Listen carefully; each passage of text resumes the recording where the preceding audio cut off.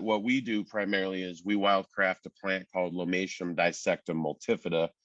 That's the scientific name. It's not a very well-known plant, even in the medicinal herbal world.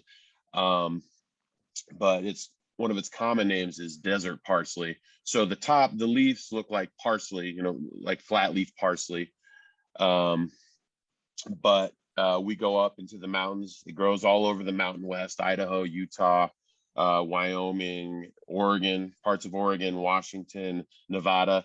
We go out there and we dig it out in the mountains. We dig the root. So we dig the root, and then we process it, and then we turn that into tinctures and capsules and so forth. So, but you can collect any part of the plant in any part, but it's just out in the wild. Nobody owns the land. Technically someone can own the land, but it can be private property, but it's not, farmland that's been prepared and tilled and irrigated and all that stuff. It's just a plant that's growing there from God or the universe or whatever you want to call it, put it there. So yeah, just as simple as that.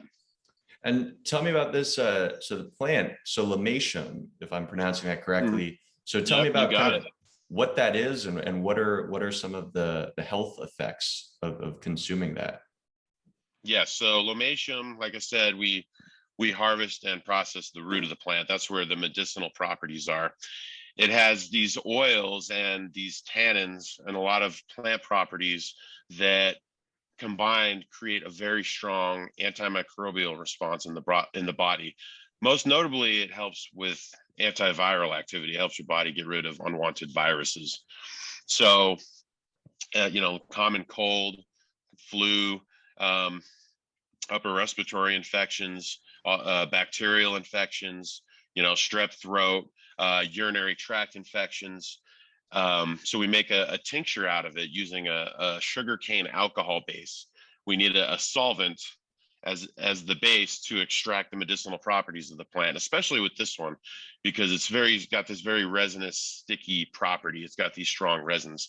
So it goes into the body, and those properties, those tannins and those resins allow the immune system it gives the immune system the raw properties and the alkaloids, and provides the alkalization to allow the immune system to produce more killer cells, more immune cells, to bounce out viruses, bacteria, and fungus.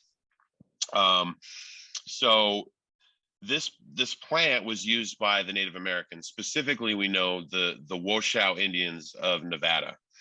My grandfather worked with the gentleman who stumbled upon this plant. He was a government assigned holistic doctor who went to the Washoe Indians in what is now Carson City, Nevada. And he went there and he realized that during the Spanish flu of 1917 and 1918, nobody was dying. Nobody in this tribe was dying. They had a 100% survival rate. People were still getting sick and had symptoms, but they were treating them with this Lomatium plant. They would make oral preparations. They didn't quite do it the way we did. And so what this guy did, his name was Dr. Krebs. He was based out of San Francisco. So he took this Lomatium from Carson City back to San Francisco. He experimented with it. He started giving it to all his patients, and none of his patients were dying at that point. So I have a very strong testimony with this plant. I've used it ever since I was a kid. On the rare occasion I do get sick, it's very short-lived. So anyway, my grandfather, he worked with Dr. Krebs' son, Dr. Krebs Jr., and together they developed this tincture, which we still carry on today. He used organic grain alcohol, so like Everclear. I'm sure a lot of people know what Everclear is. It's a very strong, I believe it's 180 proof or something like that alcohol, very strong solvent. But now we use organic cane alcohol. People with gluten sensitivities and things don't have to worry about that.